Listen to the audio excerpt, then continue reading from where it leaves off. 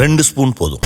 Line date syrup, இதுல iron, fibre, vitamins, நோய் எதிர்ப்பு சக்தி அதிகமா இருக்கு. Lion date syrup. ஒரு மகிழ்ச்சியான செய்தி. இதயம் நல்லெண்ணெயின் விலை லிட்டருக்கு ரூபாய் 105 குறைஞ்சிருக்கு. செப்டம்பர் 2023ல 1 லிட்டர் இதயம் நல்லெண்ணெயின் அதிகபட்ச விலை ரூபாய் 503. ஆனா இப்ப 1 லிட்டர் இதயம் நல்லெண்ணெயின் விலை ரூபாய் 398 மட்டும்தான் தமிழ்நாட்டுல. அப்ப இனிமே எல்லாரும் இதயம் நல்லெண்ணெய் வாங்கலாம் இல்ல? விருதுநகர் காரியாபட்டி அருகே மேல அழகிநல்லூரை சேர்ந்தவர் துரைபாண்டி, வயது 62, முன்னாள் ராணுவ வீரர். சில தினங்களுக்கு முன்பு திடீரென காணாமல் போனார். மனைவி மலர்விழி கடந்த 1ஆம் தேதி போலீசில் புகார் அளித்தார். துரைபாண்டி வங்கிக் கணக்கில் இருந்து காரியாபட்டி அருகே ஒண்டிப்புலி நாயக்கனூரைச் சேர்ந்த ராம்குமாரின் வங்கிக் கணக்கிற்கு அதிகளவு பணம் அனுப்பப்பட்டிருந்தது. இதை கண்டுபிடித்த போலீசார் சந்தேகமடைந்து ராம்குமாரிடம் விசாரித்த போது திடுக்கிடும் உண்மை வெளியானது. ஜோகில்பட்டியில் உள்ள தார் ஆலையில் ராம்குமார் வேலை செய்தார்.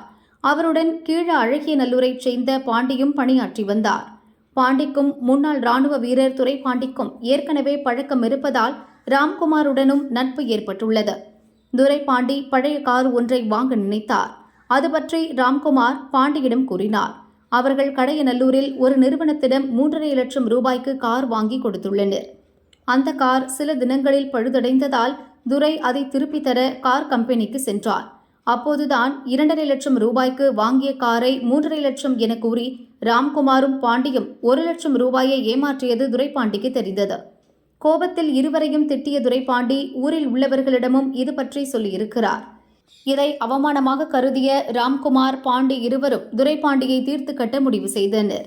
பணத்தை திருப்பித் தருவதாக கூறி கடந்த 2ஆம் தேதி தாங்கள் வேலை செய்யும் தார் ஆலைக்கு வர செய்தனர்.